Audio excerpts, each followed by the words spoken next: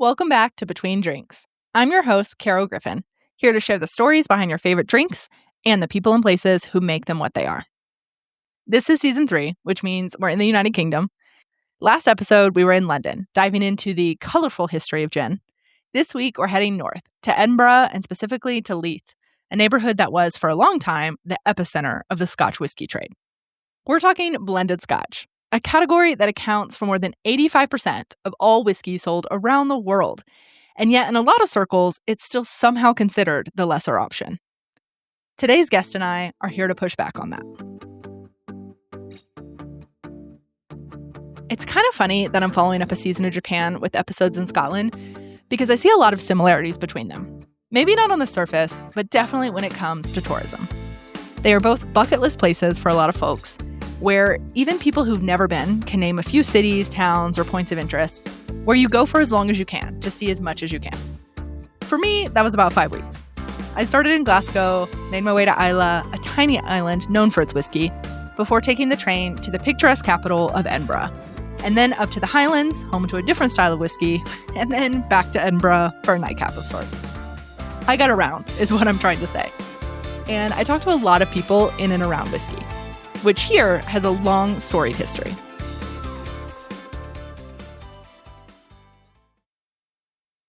Our ambition is that if you were to write the story of whiskey, that we could be a footnote or a paragraph or a chapter, whatever it ends up being, but we're not going to be lost because we are trying to do something different. That was Peter Allison, co-founder of Woven Whisky, where he's the head of whiskey and master blender. Blended whiskey is often thought of as a cheap, subpar product, but it's actually the original whiskey, and it's still the most widely consumed whiskey in the world by a mile. But somewhere along the way, somewhere in the last 40 years of single malt prestige and fancy age statements, blended whiskey got demoted. It became the well drink, the bottom shelf, the thing you mix with Coke at the dive bar that doesn't have anything better. Which is a shame, because blending is genuinely one of the most complex and creative things that you can do in whiskey. And nobody I've talked to makes that argument better than Pete. Like, blending for us has always been like this incredible creative aspect of whiskey that never gets the spotlight shone on it. And we believe and we maintain, and certainly more than believe now, that blending is the most creative part of the entire whiskey making process. You're able to augment and challenge and change and manipulate flavor to what you want your whiskey to taste like, as opposed to making it through distillation and time, which is much harder, but it's also much less. You can't design it. You have to sort of make it and trust. It's creativity through constraints instead of like a blank canvas. Yeah, exactly. And that idea of being able to start with a canvas and be able to build up a flavor profile and something that you want to drink from that was super, super appealing. Whiskey is one of the best-known spirits the world over. People in the British Isles have been making it for about 500 years, which is wild when you think about it. For most of that history, it was made illicitly. Small stills hidden in hills and barns, anywhere the taxman wasn't looking. The Excise Act of 1823 changed all that, dramatically simplifying the licensing process and making legal production viable for the first time. From there, the industry formalized quickly, and out of that newly legal era came an unlikely group of innovators, Victorian-era grocers. In the mid-1800s, wine merchants and grocers across Edinburgh and Leith started buying casks from multiple distilleries and blending them, partly for consistency, partly to create something more approachable than the raw, often harsh single malts of the time.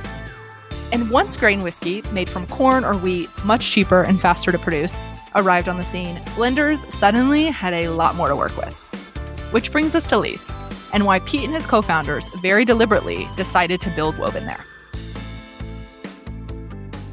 That Scotland has been producing whiskey, illicitly or legally, for sort of 500 years, something incredibly long. Mm-hmm. And, the thing with Scotland is that it has an incredibly beautiful but hard to manage terrain. And so you have distilleries that catered for small pockets of people in far-flung locations making whiskey that tasted like their area, because you had the barley grown there, you had the water, etc. And that was great. Absolutely fantastic. But whiskey grew in popularity. And eventually you had to sort of consolidate whiskies in order to send them out, or to send them down to England, or even just to consume in Edinburgh and Glasgow.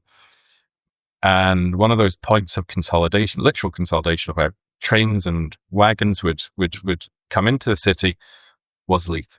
This is the old trading port of Edinburgh, the most northerly part of Edinburgh, right on the shore here. And you had whiskies from all over Scotland coming in. And you also had barrels of wine, brandy, rum, sherry, very importantly, Madeira, coming in from the ships. And so it was a natural point to start blending whiskey here on these shores. And with the advent of grain whiskey became the ability to sort of standardize flavors and be able to create en masse really great tasting, really superbly complex and lovely blends that became famous. And so from literally where we can see, you have the Hague distillery there, you have the Patterson Bonds behind us, which is where a couple of brothers were up to some hijinks, started their empire and eventually crashed a lot. That's history too far. They also had Dewar's, VAT 69, Black and White, Johnny Walker, Chivas, all being made, produced, bottled by teams of people that would be local to Leith and put into these ships and traveled around the world. And so Leith, from our blinkered perspective, you might talk about Speyside or Campbelltown or Islay being the heart of whiskey, but if you want to get a true picture of Scottish whiskey as a whole, then you need only be in these sort of 10 square miles of North Edinburgh and look at its history and go for a walk, because you're going to be bonded warehouses, old buildings that have the designs of the brands that you've never heard of but existed and they were huge once upon a time. And that industry sort of grew and grew and grew until Edinburgh became too expensive. And, highways and railways and all this sort of stuff made it more convenient to be able to build massive blending facilities in more central Scotland than it was to make it in a small area of Edinburgh. So although the advent of blending in Leith grew over a long time, the decline of whiskey in Leith happened very quickly, sort of a 30-year period. And we were absolutely hell-bent in building Woven in Leith, because for us this is the home of blending. This is where we wanted to be. Before I went to Edinburgh for the first time, people described Leith as the city's Brooklyn. And that's probably fair. I don't know. There are definitely great bars, cafes, and shops, creative people doing creative things in an area that hasn't lost its industrial feel. But it also made me picture the Brooklyn of today, or even the Brooklyn from like 10 or 15 years ago, and kind of like, downtown Brooklyn or like the hot neighborhoods. Leith doesn't feel like that to me, at least not the central parts. It's smaller and at the same time less dense, and you can feel the history that Pete is talking about on its streets. Old buildings with painted walls advertising once famous brands I had never heard of until I started interviewing whiskey nerds for this episode. You can feel the history, is what I'm saying. And you can feel it in a way that I think hits particularly hard for North Americans. I mean, people have been blending whiskey in Leith longer than my entire country has been around. And so to call back to Pete's earlier comment, what a history to be a footnote in.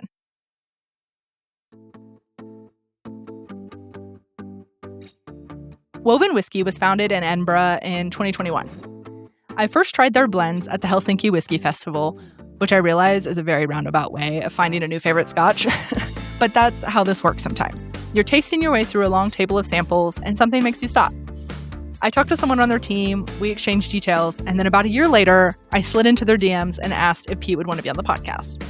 And I'm glad he said yes, because what I didn't know yet when I was enjoying that first dram in Helsinki was how clearly and thoughtfully Pete thinks about what he's doing and why. Starting a whiskey brand from scratch, one that blends rather than distills, that doesn't own a single still, is not the obvious path. So I asked him, what was that actually like? It was a really interesting time, and I do look back on it genuinely with rose-tinted glasses now, but I think the reality was quite hard. Part of that was due to the time. You know, we were talking about setting up and trying to buy whiskey during lockdown. You know, the whole world was behind masks and sitting indoors, and whiskey had no idea what was going on. There was a huge demand, but supply had constricted. So all of the distilleries and brand owners were saying, no, you can't have whiskey because we need it to release.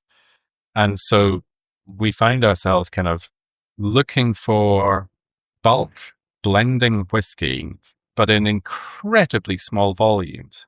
When somebody says, oh, I'm blending whiskey, you go, big ticket, here we go. It's going to be massive volumes, and we're going to be, you know, it might not be the most expensive, but we're going to have income all the time. And we were there going, do you have half a cask? Can we, you know, do you have any remnants that we can take? So just throw it in our truck and take it home. Yeah, pretty much. And so the obvious answer from 9 out of 10 was just to say, sorry, but no. And so we actually went to a former employer, and they were able to help us out with that initial whiskey stock, which we purchased very eagerly and were able to put it together. But, you know, we had other issues like the bottles. You know, we wanted to be in this very aesthetic, tactile, small brown apothecary bottle called a Boston Round. But trying to source that bottle was very difficult because it's actually the most common bottle in the world, believe it or not, the 50 cl one, or the 1 liter is.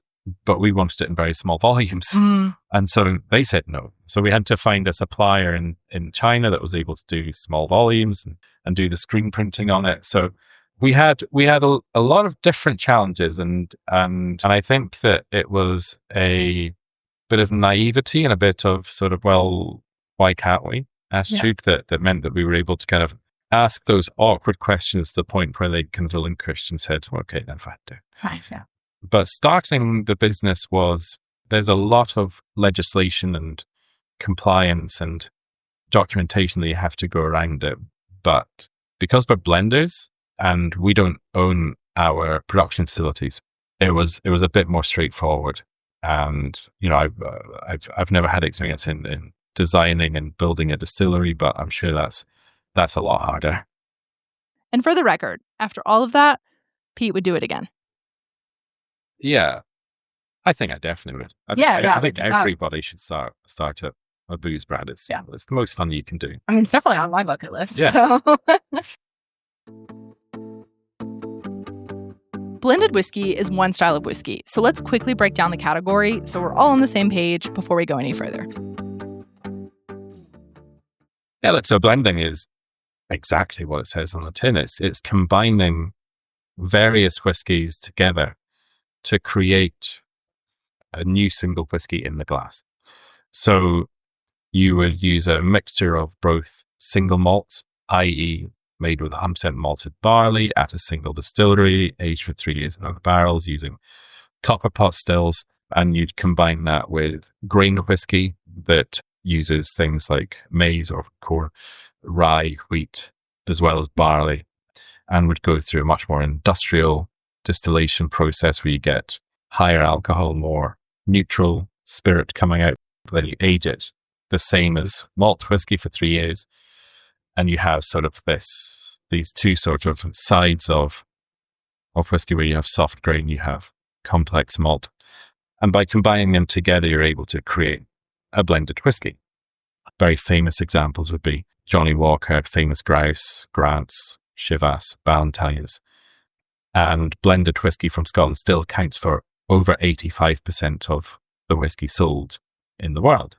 So It's a process that has a lot of history, a lot of peerage and respectability within the industry. However, over the last 40 years, since the 80s, single malts have dominated in terms of the limelight and also the price. So before the 1980s, it was all about blends. I mean, your genuine big shot names, Macallan, Glenfiddich, Glenfarclas, all these mainly going into blended whiskies. And since the 1980s, that, it's become more about the price, more about the homogenization of flavor. So you're getting a whiskey, but you're getting a whiskey for a cheap price, and you're getting it en masse. So it's the supermarkets, it's the well drink, it's the stuff, whatever you call the well drink, the speed rail drink. And blending has become, a huge business. Many, many, many millions of bottles sold every minute or something. Yeah. But, where single malts have taken the limelight in terms of their price and prestige, blends have kind of gone down. Before we get into the mechanics of how Pete actually does the blending, 2 things worth knowing that'll make everything click a little better. First, casks. In whiskey, the liquid is aged in casks, and those come in different sizes. Technically, a barrel is just one size of cask, but arguably the most common one, so you'll hear people refer to cask and barrel kind of interchangeably in casual conversation. Ex-bourbon barrels, once used to age American bourbon, are the most common. Bourbon producers can only use their barrel once, so there's a whole secondary market for these. They tend to add vanilla, honey, lighter notes. Sherry casks are prized for dried fruit and richness, and then there's port, wine, rum. They all bring their own character. Cask selection is one of the central levers a blender has to work with. And the size of the cask and how many times it's been used and so on affects how fast the whiskey takes on flavor. Second, we have the business of blended whiskey. The big names like Johnnie Walker, Ballantine's, these are owned by a handful of large conglomerates that control dozens of Scottish distilleries. When those brands blend whiskey, they're largely drawing from their own portfolios, which isn't a scandal. It's not the wrong way or a workaround or anything like that. It's just how the economics work at scale. But it does define what the blend can be because you're only pulling from your own portfolio. Woven doesn't have that. They don't own any distilleries, which means they can source from anyone willing to sell them a cask. And that's exactly where the creative possibilities open up.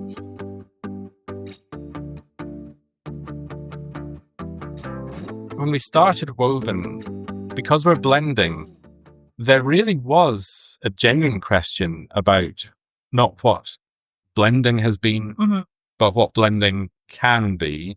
If we take the approach of going, well, let's hand select casks. Let's look at distilleries that have never supplied blending stock before. Let's play around with age and style and, finishes and all the rest of it. Let's examine how we're making it. Let's try and take ideas from different industries, from wine, from brandy, from rum even, and apply that to whiskey. Let's look at the single malts that we're getting and the grain whiskies that we're getting and see how we can put together whiskey in a very different way. From a practical sense, that is us answering the question, what can whiskey be? We know that we've got fantastic or non-fantastic constraints from the Scotch Whisky Association. We've got EU regulations. We've got things from different whiskey making countries that come into play. But if we set ourselves the guardrails of needs to be a whiskey, needs to be something that, in our case, this is a subjective term, but is yummy.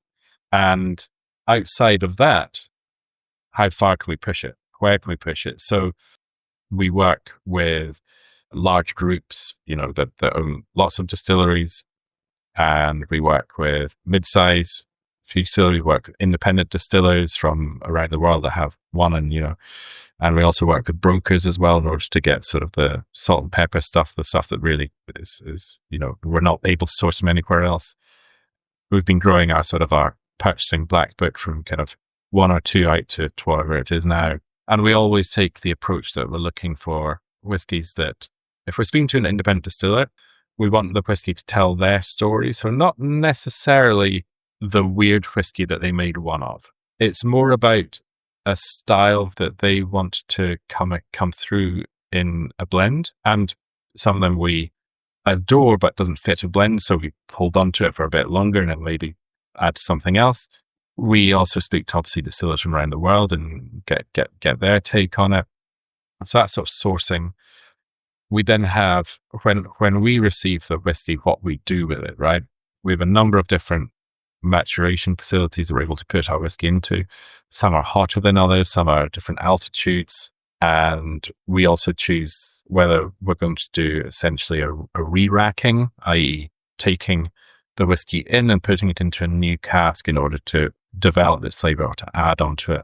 And we can choose casks that, go from an ex-bourbon refill that perhaps just going to add a bit more oomph or a bit more vanilla coconut to it, right up to sort of your weird and wacky casks that, that you have to Google just to know what they are. And we're trying to build if I could sort of push the analogy of painting, we're trying to build a color palette to include everything. So we're able to paint any picture in the glass, if that makes sense. All right.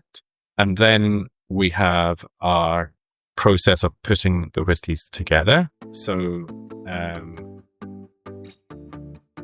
Woven is focused on blending whiskey, not distilling it.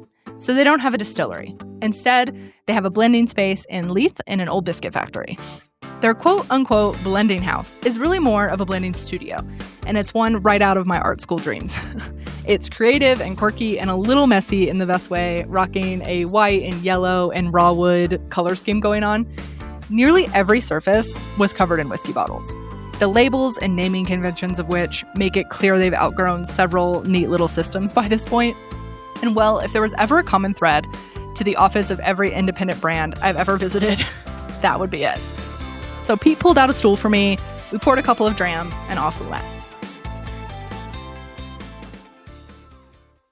We're trying combinations that have never been tried before, ever. They probably never will be tried again because we're working with distilleries and combinations that you don't get. A lot of blends are made by a single group that have 10, 15, 20 different distilleries.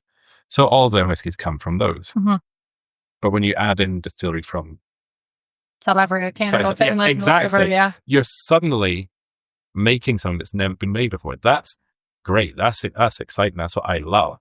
I'm understanding why you have so many bottles in the studio right now.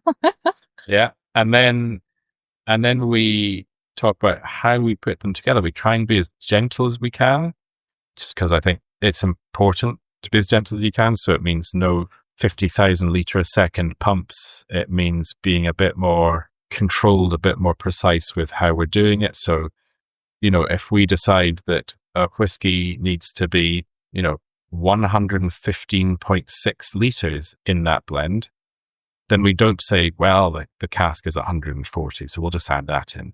It means having a small amount left over and going, shit, what do we do with this? And then using that for something else. But we find ways. Yeah.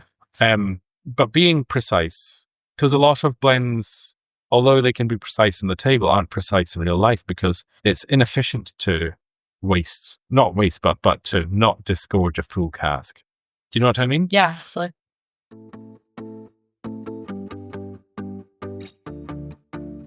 After I interviewed Pete, I asked him to recommend a spot for dinner. He sent me to a great little wine bar with some small plates I'm still thinking about, honestly. I had a great glass of wine and a lovely conversation with a guy who, fun side note, I ran into a week or so later at a different bar in Old Town. That's how small Edinburgh feels sometimes. After dinner, I made my way to a cocktail bar for a nightcap, and it was exactly the kind of spot that I love, one that could only exist in this time and place. The drinks menu literally told the story of the neighborhood. And then I took a short tram ride and an even shorter walk back to my temporary home.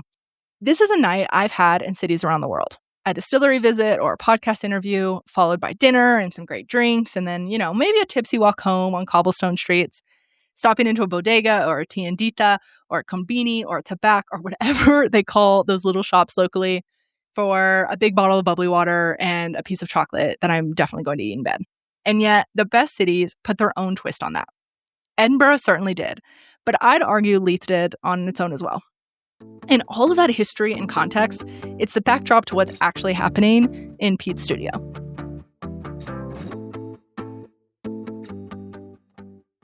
We are in constant conversations with distillers and brokers and groups on what they have, what they don't have, how much of it they've got, what the price is, blah, blah, blah. And we kind of make informed decisions and say, well, let's get a sample of this. Let's get a sample of that. Let's try this. Let's try that. And essentially that's what you see on my table here is a lot of samples, not necessarily of whiskies that we own. We own quite a few of them, but not all of these. And then we're able to say, cool, we have this sample from this distillery. I do some sensory on it. So the biggest thing for a blender is to understand what the whiskies are you're playing with, right? So you bring in the whiskey, nose it, taste it, write your notes, try not to go too over the top of, I'm getting slight cucumber, but it fades after. Well, but to see where it sits within your general understanding of this is a really good example of a rye whiskey that's got more spice than generally would anticipate, and it's got more wood coming in. So you go, okay, woody and spicy, great, get it. That kind of sits there. If it's a good example of it, then you say, all right, I'll buy a couple of barrels of it, or I'll buy a barrel of it, whatever it is. And you'll bring that in. Again, do the sensory on casks that you have. And then myself, Dunk, Nick, and the rest of the team, we've built our team now to, there's 9 of us. Oh. We sort of discuss kind of what we think we want to make. And then I think that the task is really to say, well, I kind of understand what the stock is and what the abilities are of them. So I'll start playing around and starting to construct a whiskey is, from my side, this is probably not how, if we spoke to one of those third generation. Yeah, exactly. Yeah. They know how to put it together immediately. They say, oh, you just had that and that. That's fine. That's off it goes. They'd have a spreadsheet within 5 minutes. I'm not that guy. I wish I was. So it's a lot of trial and error, understanding what flavors go together, what don't. Mm-hmm. And I take a little bit more of a structured approach to it, where I build a grid, where I'm combining. So if I'm starting with a grain and a malt whiskey, then I'll do it at 50-50, 60-40, 70-30, 80-20, both directions. So you have more malt, more grain. To understand kind of where that butter zone sits. And for me, I'm looking at the texture first rather than the flavor. The flavor will go in its direction.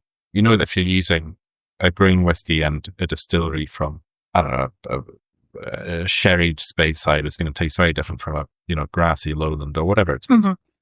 But I'll look for the best combination for texture. So, and then I'll start to add in layers after that. So taking that basic combination, using that as a component to then add other layers in. So that could be single malts. It could be whiskeys from around the world. It could be grain whiskey to sort of extend it, lengthen it. And that's where you're trying to kind of get this, I call it clarity, mm-hmm. which I think is really important in a whiskey. I want you and I and the person beside you to agree that this whiskey has got a banana and popcorn flavor to it, right? Yeah. I don't want there to be a muddiness around it. If I'm like, no, it's pear and smoke. Yeah, like, exactly. No, those are very different. Yeah, exactly. If there's a big confusion, then it means that there's. If we all got stone fruit, okay. But if we like got tropical fruit and smoke, I'm cool with like everybody getting stone fruit. But if you get stone fruit and the person beside you says, no, it tastes like leather and grass, you'd be like, something's fucked. Yeah, your palate or this is here. Yeah. So clarity is really important, and I want a couple of notes just to jump out, and for that to be at the top of the arc as you're drinking it. And then the third piece is balance, right? In my view, a blended whiskey needs to be one whiskey that you're drinking and not 7 or 8 whiskeys competing against each other in a glass. That makes sense. So those 3 things are the kind of the 3 points that I look for when making any whiskey. And then, if it tastes good, then it goes through, Such an afterthought. It doesn't taste good at the very end. I mean, it is kind of that, because I think that if you concentrate on those three things and you're making a well-constructed whiskey, it's going to taste good, yeah. But I'm not responsible for the flavor. You can point it in the directions. You can guide it, but it's like sailing a boat. Or maybe it's not. I don't know. Like it's like you are, but if it doesn't taste good, then it doesn't get finished. It's not. Okay, it's not. It's not going to be made. So you can have whiskeys that have the texture, the balance, and the clarity that taste god awful, and that's fine. But you're not going to taste them. I didn't like it. So moving on. Yeah. I didn't come into this episode dismissing blended Scotch, but I do think I underestimated it. It's 85% of all Scotch whiskey sold. And when something is that ubiquitous, it's easy to flatten it in your head. Assume you know what you're getting, especially when it's usually the cheapest option. What I didn't fully reckon with is how much range is actually in there. In flavor, in style, in price, and yes, in quality. Blended Scotch isn't one thing. It never was. But somewhere along the way, we let it get written off as just that. So do you make like the same amount of all of them? Like when you're making like new blends, or is there so many limitations based on how much you have of a certain whiskey that you're like, oh, this is going to be a smaller batch? Yeah, exactly that. So your batch of whiskey, and we do make batches, can only be as big as the smallest as the amount of the least component that you have, right? Yeah. But everything is ratioed as well. So if you're not making much, like you got to work backwards math. Yeah. You have to do sort of 3-dimensional math sometimes to figure it out. But it does make sense. It's a lot of spreadsheets, and they're good spreadsheets. They're fun spreadsheets. Love a fun spreadsheet. But you sort of need to be able to know the practicalities, and then also costs as well. You can't say I'm going to make this whiskey because it tastes great, but it costs. It's our 3 most expensive whiskey. Yeah, exactly. €500 liquid cost whiskey is not gonna you can't make very much of it, and you can't sell very much of it, so you have to kind of know what you're wanting to do within the constraints of reality and all the rest of it. I mean, we tend not to look at the price too much when we're making our whiskeys. We have we're very, it might not shock you, but we buy finished whiskey that we then add process to, add time, add storage onto, put it into a little bottle that is complicated to do, and then sell it, and expect to sell it at a price that is affordable or appealing, to lots of people. And so our margin isn't sort of the driving factor. It's about what can we deliver and how can we deliver it in the way that we want to. Talking to Pete about this, I couldn't help but be struck by something that maybe should have felt obvious, but, well, blended whiskey is often expected to be the well drink, the bottom or mid-shelf option that is cheaper than the single malts. But it's made up of single malts, which is nowadays considered to be the premium, expensive stuff. You're adding grain whiskey to it, which is cheaper, but still. Woven costs around 40 or 50 pounds per bottle, which is about 53 or to 67 US dollars. That's twice as much as a bottle of blended Scotch from the big boys, but also only 20 to 30 bucks more. And yet it's produced at a great quality and way smaller scale. One of the ways they meet this price and quality point is by looking to what has become known as world whiskies. There's such a magnifying glass in Scotland, but all of the whiskey drinking countries are now making whiskey, and the flavour profile that you get in Scotland is all the shades of one colour, right? Yeah. But if you take that lens out, if I can stretch the metaphor, then you suddenly have a full spectrum. And so looking at whiskies from around the world and being able to sort of come at it with that lens was really, really exciting for us. And then, now, if you've listened to any of my previous whiskey episodes, you already know that there's this category of whiskey producing countries called New World Whiskey. This basically refers to every country that isn't an OG or Japan. So Scotland, Ireland, the US, Canada, and then Japan, because Japan, while not an OG, is an exception to everything. And there's sometimes some, I don't want to say shade because that's too strong, but some haughtiness or something towards whiskeys coming from other places. And look, some of them are very new. and raw and figuring things out. They may not hold up to the quality of these long-running brands or whiskey-producing communities that have been around for hundreds of years. But sometimes, even when they are really good, they're just different. And I feel like the whiskey world requires them to do a lot of work to prove themselves. This isn't unique to whiskey. Wine has a similar tension, in my opinion. But sometimes the snobbery found in certain corners of whiskey comes out particularly hard here. And also, because of who the OG countries are and the colonial dynamics baked into that history, it can read even a little more offensive. If you look at New World whiskey, and by New World I'm talking outside of Scotland, Ireland, America, and Japan, right? Put them to one side. You have countless people, places, communities that drink, engage, and love whiskey. And a percentage of them want to be able to make whiskey as well. And within that subsect, you really have sort of three types of New World distiller. You have the one that says, I am based in this landmark place, and so I want to make a whiskey to associate to, Timbuktu, or the most northerly, or the most deepest, or whatever it is. And you go to that distillery and you get a bottle and say, I have a bottle from this place, and fine. The second type are those that fell in love with Scotch whiskey, or Irish whiskey, or American, or Japanese, whatever it is. And they want to recreate that where they are. And that's fantastic. So making, cool whiskey, great whiskey, but I can get fantastic Scotch, Irish, and American from those respective countries.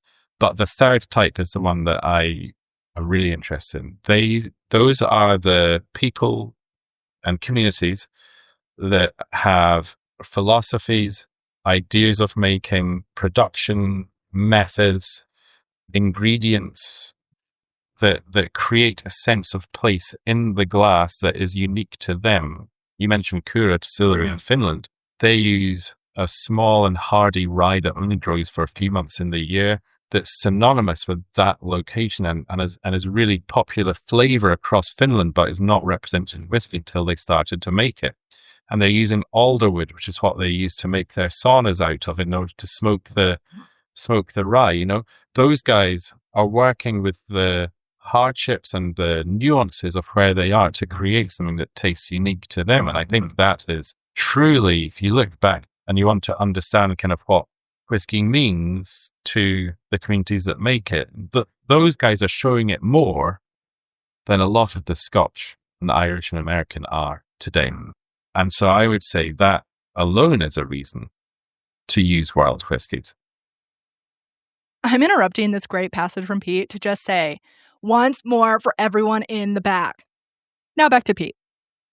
I also think that the flavor map expands massively. So Scotch whiskey has 150 something distilleries now. I can't remember. I used to know it, but too much whiskey. 150 something distilleries, and that flavor map in Scotland is growing, and that's amazing. So you're getting distilleries that are pushing boundaries, that are trying new things, that are making things more concentrated, or looking for flavor to come from X, Y, and Z, which is amazing. But in Scotland, you have a lot of limitations because that's how Scotch is made, and that's what the rules mean that you're able to do. Same with Ireland, same with America, same with Japan. And as soon as you walk out of those doors, you're able to find people that are truly experimenting with amazing things and techniques and processes. I was down in Armagnac a couple of weeks ago with some whiskey distillers down there, and they're taking their knowledge from Armagnac and converting it into whiskey. So you're able to get these incredible esters and beautiful flavors coming through their whiskey that I haven't seen in anywhere.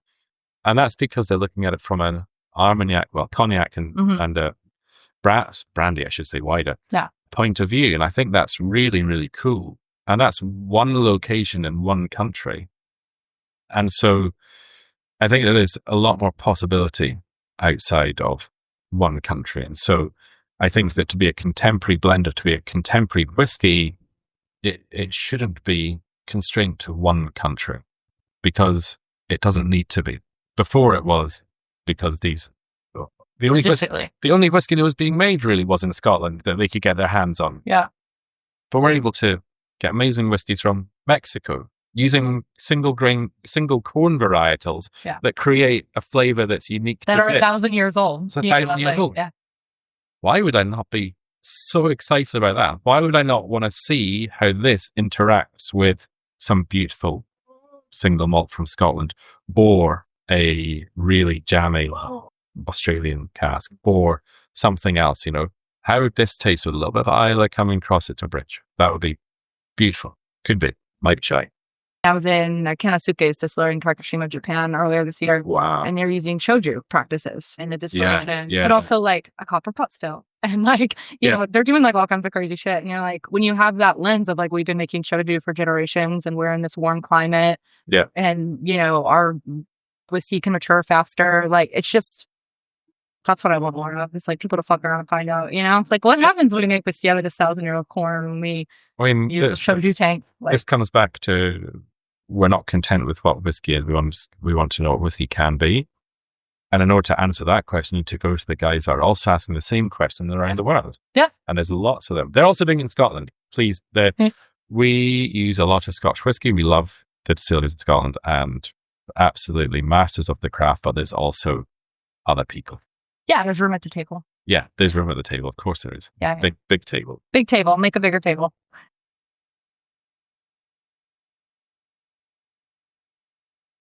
When you talk about technological advancements in an industry as old as whiskey, sometimes you lose track of just how long that horizon line is. Like, yes, we can use the fancy computers and stills and temperature-controlled warehouse, but also we now have international shipping that doesn't take months. And professional communities that transcend borders in a way that allows whiskey makers from different corners of the world to learn from each other and to just send each other their whiskey. And it's here I want to read a bit from Woven's own website. All of these whiskeys eventually find their way to our blending table in Leith. It's not always straightforward. Sometimes weeks pass waiting for customs clearance or lost samples. When the packages finally arrive, they've traveled halfway across the world, processed through countless hands. The air inside the studio changes when they're opened. Unfamiliar scents of heat and wood and newspaper ink in unreadable languages. Even the packing materials carry a sense of place. It's a reminder that what we're doing couldn't have existed a generation ago. This is from the description of their pure malt whiskey, which is part of their core range, and this is what's in it. Blended Scotch from Speyside or Northern Scotland, Australian single malt, Indian single malt, and Taiwanese single malt. I mean, what a cool combo. And so representative of what Pete means when he says that these are blends that didn't and couldn't have existed ages ago, and may never be made again. But that doesn't mean we should hoard them on our bar cart. Woven has a core range of 4 whiskeys. This includes the pure malt I just mentioned, and a newer addition that's their unofficial house blend. The world of whiskey has largely been defined by prestigious single malts and fancy age statements in recent years. Bottles you collect, give a pride of place on your bar cart, and rarely, if ever, actually open. But this house blend is the opposite of that. It's a bottle you're meant to open. As they put it, it's whiskey for weekday dinners, group hangs, or solo sips. No ceremony required. I think that we've been learning with every single release. We've done 24 limited releases. We've got 4 whiskies that we've made again and again. And we've spoken to thousands of people about things they like, things they don't like, getting feedback, understanding ways that we're making whiskey, finding out ways that people are enjoying whiskey, and coming out initially and saying this is our whiskey is really hard because you are pinning your colors to a mast and you've got no idea where it's going. And so we decided that we wanted to wait and create something that was kind of the culmination of learning. And so we've made our house blend. It's called Woven Whisky originally. And it really sort of stands for what we are now, which I think is really cool. So I think, first of all, just to frame this up slightly, the world has shifted quite a lot in 5 years, as I'm sure that you and most other people will definitely attest to. We have a very different, not to get deep, very different political map. We also have very different wallets and pockets. I think that when we started, it was all about the very expensive prestige. Only a few bottles of this are made. How can I get one? Oh, fancy age statements. Fancy age statements. Exactly. And I think that today we're seeing a real shift in consumers saying, I want to have something that delivers on flavor, but isn't breaking my bank. And that's becoming much more apparent today than it was a couple of years ago. And we wanted to make a whiskey that was designed for drinking and designed for taking off the cap, throwing it away and pouring and sharing with your friends and having as your, when you get back from a shit day at work, drink, or on a Sunday when you're watching the rugby or football, whatever, we wanted to make an everyday whiskey that delivered beyond its price in flavor. Now that's a really important piece there, that delivers beyond its price in flavor, because the price is almost dictated by Scotch, right? Yeah. So we did that by looking outside of Scotch for big flavor that delivered beyond its price. Mm. And so we looked at, well, we've talked a little bit about corn whiskey already, but we looked at corn whiskey being a huge delivery on flavor at affordable prices. And we went to two different sources. We went to Canada, cold climate, into sherry. So you're getting wonderful body and nuance, but it's corn, but still with that lens of sherry coming through. Pedro Ximénez predominantly, so sweeter style. And then down to South Africa, very different climate, very different producer, delivering massive flavor, quite a young age, and being able to combine those together. So layering the two corn whiskies from the cold and the hot climate, being able to sort of accentuate those foam banana, that buttered popcorn flavor that you can get from these things was really core. And then layering in a malt whiskey from Scotland, again in sherry. So we wanted to have a sweeter style of whiskey, one that everybody can go, well, I do like, it's sweet whiskey. That's yummy. That's nice. And then having the elegance of some Irish wheat-based grain as well. Sort of layer on top to almost add silk to putting silk over it to make it very, very smooth was kind of the ambition. So, don't try it? Yeah, sure. There's one more thing in the Woven range I need to mention. Their WXC coffee spirit, which is technically not whiskey at all. It's called WXC, Woven times coffee. And legally, it's quote unquote spirit drink, which is one of those terms that just sounds so shady. I only ever expect to see it from big corporations doing shady shit to really cut corners, and also super small, cool brands like Woven doing really neat stuff that doesn't neatly fit into existing categories and regulations of whiskey. Obviously, I became fixated with coffee in the same way that one does in their mid-30s. And I love the combination of whiskey and coffee. I think it works very well when done well. And we start working, we made friends, I should say, with a woman called Claire Wallace from Assembly, a roast down in London, one of the best coffee roasters in the world. The specialty of getting coffees from most incredible growers, and they have great relationships. And she loves whiskey, and I love coffee, and we decided it would be a good idea to make something together.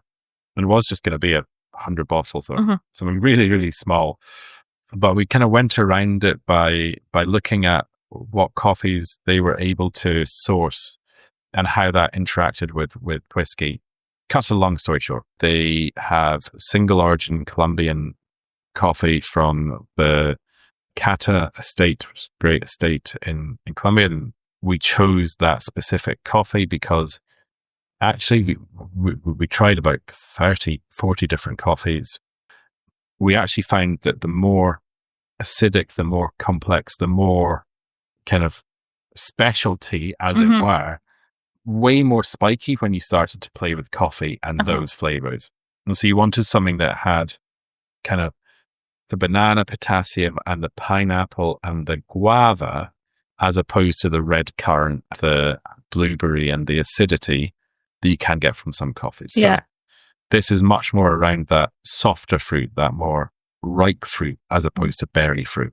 And we created a cold brew with that using, the Scottish water as opposed to the London water, doing it for a very specific amount of time, ensuring that everybody was pissed off because they had to be up at 3 o'clock in the morning to start and all this sort of stuff. And then blended a whiskey around that flavor in order to essentially take the cask strength whiskey, which is a combination of some grain whiskey from North British and some Glenelgin. So it's a very simple, quite one-dimensional blend. And then bring the cask strength whiskey down to bottling strength with the coffee. This isn't a sweetened product. It's not a liqueur. It's at 44.5% ABV. So it's big, proper whiskey. Yeah. The ambition was to get a product that, if you're a whiskey lover, you think that it's coffee-led. And if you're a coffee lover, you think it's whiskey-led. But it should be on that knife edge between the two. Okay. And how cool is that? It reminds me of being in art school, sitting around a coffee table with friends from different disciplines, creating excuses to work together because we had a cool idea and we wanted to, and not because there was some high-handed business synergy coming down from on high. In fact, Pete was nice enough to send me home with a bottle of WXC and the house blend, and maybe contrary to his whole statement here about popping it open and throwing away the cap, I found myself feeling kind of precious about it for a second there, which is also completely the opposite to how I normally treat spirits. Very rarely will you see me hoard or preserve a bottle. Respectful, not precious, is my motto when it comes to even the rare stuff. So I was fighting the urge to save my bottles of Woven since I can't buy more here in Mexico. And then a couple of weeks after I had gotten back, I had a bunch of people over for the holidays. And maybe by midnight or so, most people had left. But there were like 5 of us sitting around my table, a couple of friends who work in mezcal, but also we're all drink nerds of some kinds. And we started talking about my trip. And before you know it, my Woven bottles are out. The caps are popped. I wanted these friends who love drinks as much as I do to try these bottles from Woven that I loved. But I also just wanted to end a fun, chill night with a great drink. And well, if Woven doesn't start exporting to Mexico soon, I guess I'll just have to keep planning regular trips back to refill my stock. You already know I love producers who marry tradition and experimentation, who fuck around and find out, as I often put it. Woven is that, and all of their whiskeys fall somewhat into the spectrum, but especially the coffee spirit. They're a small group of friends who love whiskey, making whiskey in this really traditional, historic place, but looking beyond its corners to do something new, to write their own footnote or chapter, if you will. If you ever have a chance to pick up a bottle, I highly recommend giving it a try. Woven is available in dozens of countries around the world. I'll throw up a list on my website, betweendrinks.co/blended scotch, with links on where to buy it. Plus, I'll include all the other places and people I mentioned in this episode, and maybe even some recs on where to eat, drink, and visit on your own trip. And if you're new to Between Drinks, make sure you also sign up for my newsletter while you're there. It goes out a couple times a month with mini episodes and all the fun stories behind the making of this podcast. So if you like the show, you'll like it, I promise. You can subscribe at that same link, betweendrinks.co/blended scotch. Thanks so much for listening, and I hope to see you for the next episode. We're going to be diving even further into the great drinks coming out of Scotland. But before we go, I'll leave you with one last pro tip from Pete. I mean, I'm a whiskey blender. I typically drink my whiskey very small amounts through my nose. If I'm honest with you. Yeah. But no, actually, do you know what I'm doing right now? I'm drinking long Manhattans.